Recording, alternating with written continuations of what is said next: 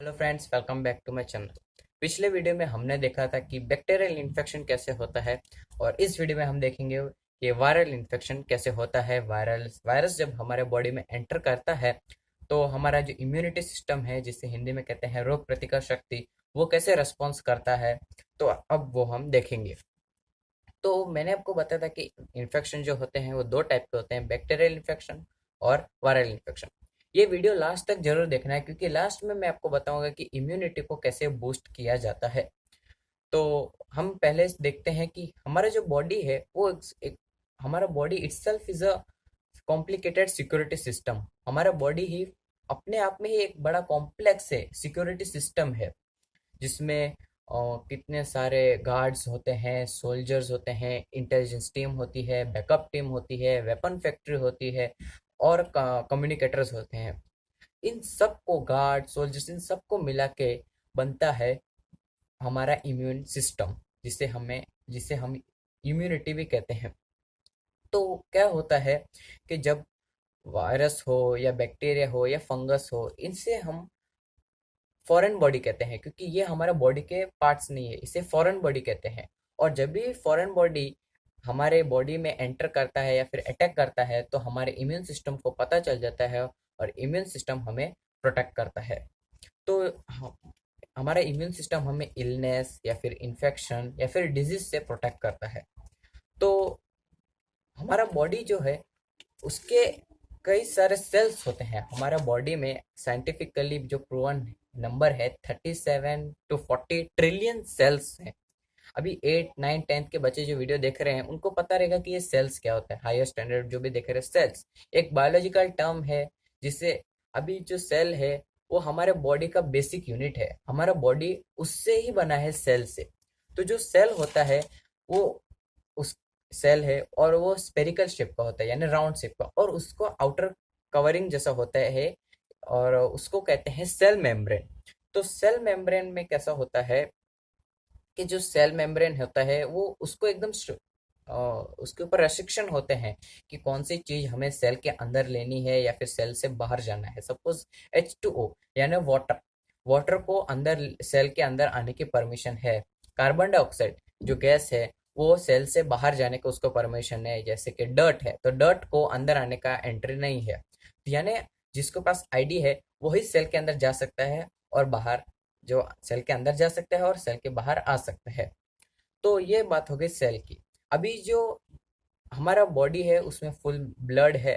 तो ब्लड में ल्यूकोसाइट्स करके कुछ सेल्स होते हैं, जिसे हम वॉचमैन भी कह सकते हैं हमारे बॉडी का, क्योंकि वो हर एक सेल्स पूरे बॉडी में घूम घूम कर पूरा उसको पहरादारी करते हैं बॉडी की। तो हमारे ब्लड में कितने होते हैं, 1 2 3 5,000 10,000, कितने, उनका कुछ परफेक्ट नंबर है। तो 11,000, there are 11,000 leukocytes in blood per microlitre.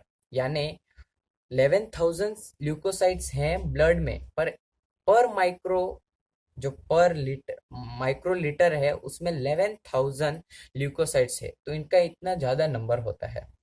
तो सपोज कोई फॉरेन बॉडी है, जैसे कि वायरस, वो हमारे बॉडी में एंटर किया तो ल्यूकोसाइट्स को पता चलता है। ल्यूकोसाइट्स कम्युनिकेटर जो सेल्स है उनके थ्रू हेड ऑफिस में मैसेज भेजते हैं कि अभी ये फॉरेन बॉडी हमारे बॉडी में इस पार्ट में आया है, तो कुछ एक्शन हमें लेना चाहिए। तो कम्युनिकेटर सेल से जो हम मैसेज मिलता है हेड ऑफिस को, उसी मैसेज से इम्यूनिटी जो है, हमारा इम्यून सिस्टम वो एक्टिव हो जाता है। फिर क्या होता है, जो हमारा हेड ऑफिस होता है जो इम्यूनिटी सिस्टम का, वो वायरस का जो प्रॉपर्टीज है, मतलब उनके डिटेल्स, उनका पावर कैसे है, उस हिसाब से सोल्जर्स का ट्रेनिंग स्टार्ट होता है। और सोल्जर्स यानी जो आर्मी हम बोल सकते हैं, उसे भेजता है वायरस को किल करने के लिए।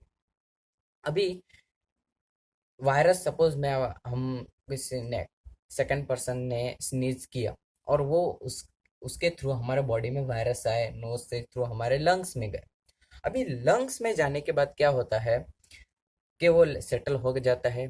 फिर क्या करता है, वायरस जो है वो बैक्टीरिया से शार्प रहता है, दिमाग उसको बदमाश रहता है कि वो हमारे बॉडी को फुलिश बनाता है, दो बेवकूफ बनाता है कि वो एंड फॉरेन बॉडी नहीं है, वो बॉडी का ही पार्ट है।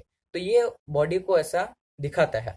और वो कैसे करता है कि जो सेल रहता है, हमारा बॉडी का सेल, वो बॉडी के सेल में वायरस अपना डीएनए इंजेक्ट करता है। तो अभी मैंने आपको बताया था कि जो सेल मेम्ब्रेन होता है उसके अंदर रेस्ट्रिक्शन रहते हैं, H2O अंदर जाता है, CO2 बाहर आता है। तो जब H2O अंदर जाता है तो वायरस H2 के अंदर या फिर H2 के साथ या फिर H2O बन के हमारे सेल में अंदर एंट्री करता है। अभी सेल के अंदर एंट्री करने के बाद क्या होता है, सेल के बाद एंट्री किया, सेल के अंदर एंट्री करने के बाद पूरे सेल को अलर्ट मैसेज मिलता है, जैसे कि सायरन बजता है कि फॉरेन बॉडी हमारे सेल के अंदर घुसा है। तो इमीडिएट थाउजेंड्स ऑफ एंजाइम्स आते हैं और वायरस को चॉक कर देते हैं, किल कर देते हैं। फिर क्या करते हैं कि वो एक एंजाइम, वो एक टुकड़े यानी जो वायरस था उसका एक चॉप को पीस लेते हैं और उसको शो करते हैं नेबरिंग सेल्स को। तो नेबरिंग सेल्स उससे अलर्ट हो जाते हैं कि अभी फॉरेन बॉडी बॉडी में एंटर हुआ है, तो वी शुड बी सेफ। तो ये सब लोग अपने आप को अलर्ट कर लेते हैं। फिर क्या करता है कि एक एंजाइम रहता है, अभी उसके वायरस के अगेंस्ट वायरस बाउंड एंटीबॉडीज बनाए जाते हैं। पूरे जो सेल होता है वो वायरस बाउंड एंटीबॉडीज बनाता है, क्यों? वायरस को किल करने के लिए। अभी ये कहाँ बनता है? न्यूक्लियस में। न्यूक्लियस में डीएनए होता है। अभी हमारा फुल बॉडी का जो भी प्रोसेस चल रहा है वो सब न्यूक्लियस ही कंट्रोल कर रहा है। न्यूक्लियस के अंदर डीएनए, डीएनए के अंदर हर एक एक बुक जैसा है कि वो हमारा पूरा बॉडी का गाइड बुक है कि हमें कैसे सब करना है, तो वो बुक के अंदर सब लिखा हुआ है। तो एक एंजाइम क्या करता है, एंजाइम अंदर जाता है न्यूक्लियस फैक्ट्री के, न्यूक्लियस नाम के फैक्ट्री के अंदर। फिर वहां से वो पूरा डीएनए का जो लिखा था वो पूरा कॉपी करता है डेटा और उसको प्रिंट करता है। तो वो जो प्रिंटेड डेटा रहता है उसको कहते हैं mRNA, यानी कि मैसेंजर आरएनए। मैसेंजर आरएनए, ये सब टर्म्स 9th 10th के स्टूडेंट्स को पता रहेगा कि ये बायोलॉजिकल टर्म्स है। फिर ये क्या होता है कि एक एंजाइम रहता है, वो mRNA को लेके जाता है दूसरे फैक्ट्रीज में, जिसका नाम है एंजाइम्स रहता है, वो राइबोसोम फैक्ट्री में जाता है। वहां पर वो डेटा जो एमआरएनए से हमें, जो एमआरएनए का डेटा के हिसाब से एंटीबॉडीज प्रिपेयर होते हैं, एंटीबॉडीज पूरे बन के तैयार हो जाते हैं।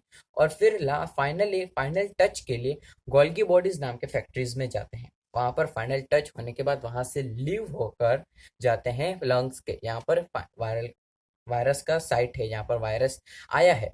तो वहां पर जाके क्या करते हैं, वायरस को किल कर देते हैं। तो ये सब पूरा प्रोसेस के लिए एनर्जी चाहिए। हमारा बॉडी में कोई भी प्रोसेस हो उसके लिए हमें एनर्जी चाहिए। तो एनर्जी का सप्लाई मिलता है माइटोकॉन्ड्रिया, जो सेल्स के अंदर प्रेजेंट होता है। सेल्स के अंदर बहुत सारे न्यूक्लियस है, फिर माइटोकॉन्ड्रिया है, साइटोप्लाज्म है, गोल्गी बॉडीज है, ये सब सेल के पार्ट्स है। ऑर्गेनल्स हम बोलते हैं, हमारा बॉडी है ऑर्गन्स है, तो वैसे ही सेल के ऑर्गेनल्स रहते हैं। तो ये सब पूरा बॉडी के फंक्शंस, बॉडी को फंक्शन करते हैं। तो न्यूक्लियस है, तो न्यूक्लियस हम कह सकते हैं कि ब्रेन है सेल का। जो माइटोकॉन्ड्रिया है वो पावर हाउस है, क्योंकि वहां से हमें एनर्जी मिलता है। तो ये जो प्रोसेस था वो पूरा होता है इम्यूनिटी की वजह से, और इसको टेक्निकल टर्म है इम्यून रिस्पॉन्स। इम्यूनिटी जो है वो रिस्पॉन्स करता है। तो अभी जिसका इम्यूनिटी कम है, कि इम्यूनिटी जिसका थोड़ा वीक है, इसमें ये प्रॉपर नहीं होता है। अगर मैं आपको इमेजिन कि अगर हमारे बॉडी में इम्यूनिटी नाम का कोई सिस्टम ही नहीं है, इम्यूनिटी ही नहीं है, तो हमें सिर्फ एक ब्लेड थोड़ा सा एकदम खरोच भी लगने से इंसान की इंसान का डेथ हो सकता है। तो इतना इम्यूनिटी जो है, इम्यून सिस्टम, वो हमारे लिए गॉड गिफ्टेड है। तो इम्यूनिटी ही हमें पूरा बॉडी को प्रोटेक्ट करता है। हमें पता भी नहीं रहता, लेकिन इम्यूनिटी वर्क करता है। अभी इम्यूनिटी को बढ़ाने के लिए क्या करना चाहिए? अब ये इस पेंडेमिक में आपने बहुत बार सुना रहेगा, इम्यूनिटी बढ़ाओ, वायरस को भगाओ, ये सब बहुत बार सुना रहेगा। तो आप इसको गूगल करेंगे, यूट्यूब सर्च करेंगे, तो आपको बहुत सारे वीडियोस सब डेटाज मिलेगा कि इम्यूनिटी ये खा के बढ़ाओ, वो खा के बढ़ाओ। लेकिन आज मैं आपको बोलने वाला हूँ वो साइंटिफिक बेस के ऊपर है। मतलब साइंस ने वो प्रूव किया है कि हाँ, ये करने से इम्यूनिटी बढ़ता है। तो ये सब मैं आपको बताने वाला हूँ, जैसे कि लीफी वेजिटेबल्स और फ्रूट्स खाने चाहिए, नो स्मोकिंग। ये जो तरीके हैं उससे हम इम्यूनिटी बढ़ा सकते हैं। फर्स्ट है लीफी वेजिटेबल्स खाना चाहिए, फ्रूट्स खाना चाहिए, फ्रेश फूड खाना चाहिए, और नो स्मोकिंग। जैसे कि जो एडिक्शंस हैं जैसे कि ड्रिंक्स, ड्रग्स, उनसे हमें दूर रहना चाहिए। और लेस स्ट्रेस लेना चाहिए, हमें स्ट्रेस कम से कम लेना चाहिए। और सनलाइट लेना चाहिए, विटामिन डी लेना चाहिए, विटामिन सी लेना चाहिए।